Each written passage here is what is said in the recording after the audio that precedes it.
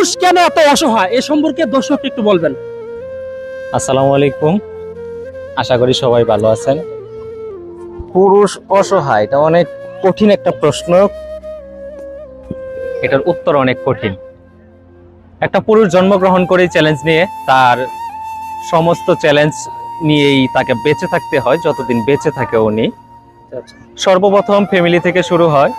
দেখবেন ছোটবেলায় একটি মেয়ে একটি ছেলে যদি থাকে, মা সবচেয়ে ভালো খাবার যদি মুরগি রান্না করে তাহলে রানটা ছেলের প্লেটে দেয়।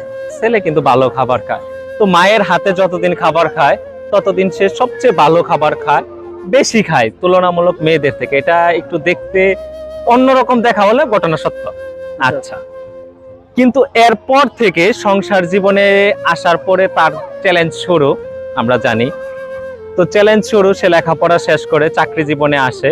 আর চাকরি জীবনে এসে সর্বপ্রথম সে মা বাবার আদর থেকে বঞ্চিত হয়। তার যদি ওয়াইফ থাকে সেটা থেকে সে বঞ্চিত হয়। তার ছেলে মেয়ে থাকলে সে এটা থেকেও বঞ্চিত হয়।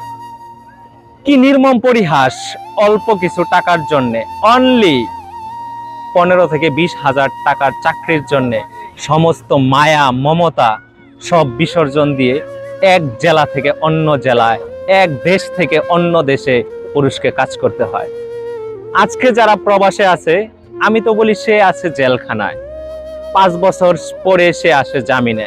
চির মুক্তি হয় তার সেই দিন, যেদিন তার নিথর দেহটা এই দেশে আসে। ধন্যবাদ সবাইকে। পুরুষ আসলেই নিঃস্ব, যা কিছু করতে হয় সব চ্যালেঞ্জের মধ্য দিয়েই করতে হয়। সবাইকে হাসি খুশি রাখতে গিয়ে সর্বোপরি তাকেই বিসর্জন দিতে হয়। ধন্যবাদ সবাইকে, ভালো থাকবেন। অসংখ্য অসংখ্য ধন্যবাদ। দীর্ঘ সময় সুন্দরভাবে পুরুষ কেন এত অসহায় আমার শ্বশুর উপস্থাপন করছেন। আর যদি ভিডিওটা ভালো লাগে অবশ্যই ভিডিওটা শেয়ার করবেন।